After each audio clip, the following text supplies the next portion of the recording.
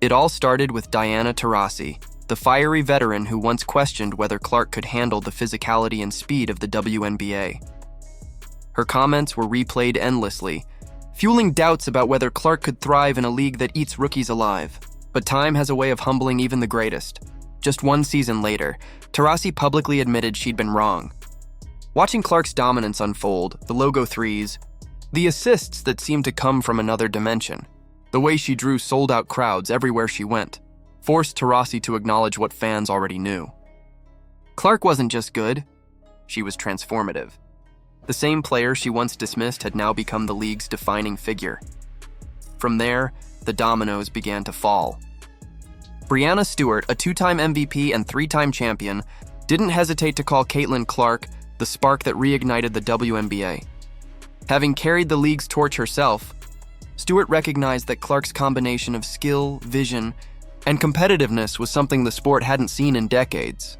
She highlighted how defenders had to guard Clark the second she crossed half-court, a dynamic usually reserved for the likes of Stephen Curry.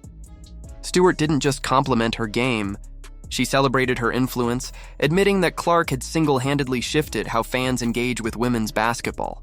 And when Clark went down with injuries in her second season, Stewart was one of the first to say that her absence left a void too large to ignore. Then came Candace Parker, two-time MVP, champion, and now one of the sport's sharpest analysts. On national television, Parker said something that shook the basketball world. Caitlin Clark hasn't just impacted women's basketball, she's impacted basketball. Period.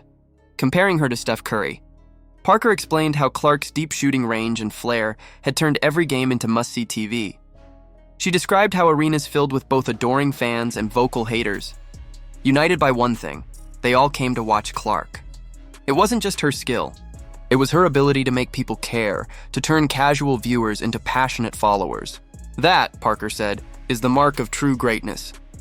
Veteran center Tina Charles added another voice of validation. The former MVP and one of the top scorers in league history praised Clark not only for her talent, but for her transformative energy. Charles said it was a privilege to share the court with her, describing Clark as a generational force who had brought a new level of excitement and respect to women's basketball.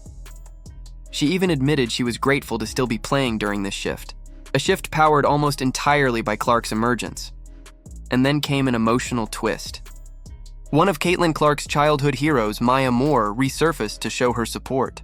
Clark had idolized Moore growing up, often telling the story of running across a gym just to get Moore's autograph when she was a little girl. Years later, Moore returned the gesture, surprising Clark before her final college game. The meeting wasn't just emotional, it was symbolic. Moore had once carried the league's future on her shoulders, and now she was publicly acknowledging that Clark was ready to carry that same torch. For Clark, that moment meant everything. She often says Moore's kindness inspired her to give back to her fans, to be the role model she once needed. The support kept growing. Nneka Ogwumike, 2016 MVP and one of the league's most respected leaders, publicly praised Clark's professionalism and maturity after the All-Star game. She said flat out that you can't deny her impact. A simple statement that carried massive weight, coming from one of the WNBA's most thoughtful voices. Ogwumike, known for her cautious and measured takes, made it clear that Clark's rise wasn't just about hype. It was about substance. Then, perhaps the most unexpected endorsement of all came from Cynthia Cooper, the league's first ever MVP and a foundational figure in women's basketball.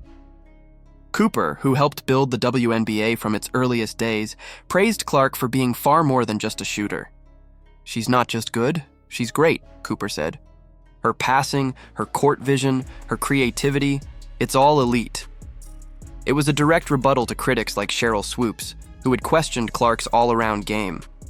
Coming from Cooper, it felt like a passing of the crown, an acknowledgement from the league's very roots that Clark had earned her place among its legends.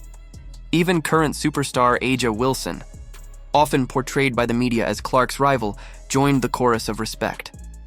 Wilson acknowledged that Clark's rise had elevated the entire league, bringing in new fans and money. "We're all winning because of her," Wilson said, cutting through the rivalry narrative with honesty. She understood that Clark's stardom didn't diminish anyone else. It raised the bar for everyone. Elena Del Don, another MVP and one of the game's purest shooters. praised Clark's basketball IQ, and compared her floor vision to the greatest point guards of all time. Deladon explained that Clark processes plays faster than most players can react, reading defenses and manipulating angles like a chess master. She called it genius-level basketball, a rare statement from one of the most cerebral players in league history. Then came the moment that made jaws drop, Diana Taurasi's full reversal.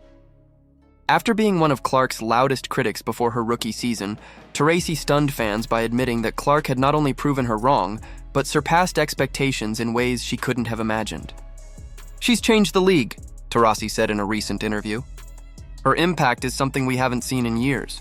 She's the reason new generations are tuning in." That admission, coming from one of the fiercest competitors in basketball history, was monumental. And finally, Sue Bird, the legendary point guard who retired just before Clark's debut, revealed that she's been quietly mentoring the young star behind the scenes. Bird admitted that she's been advising Clark on how to navigate fame, criticism, and pressure, the very challenges Bird herself faced during her Hall of Fame career.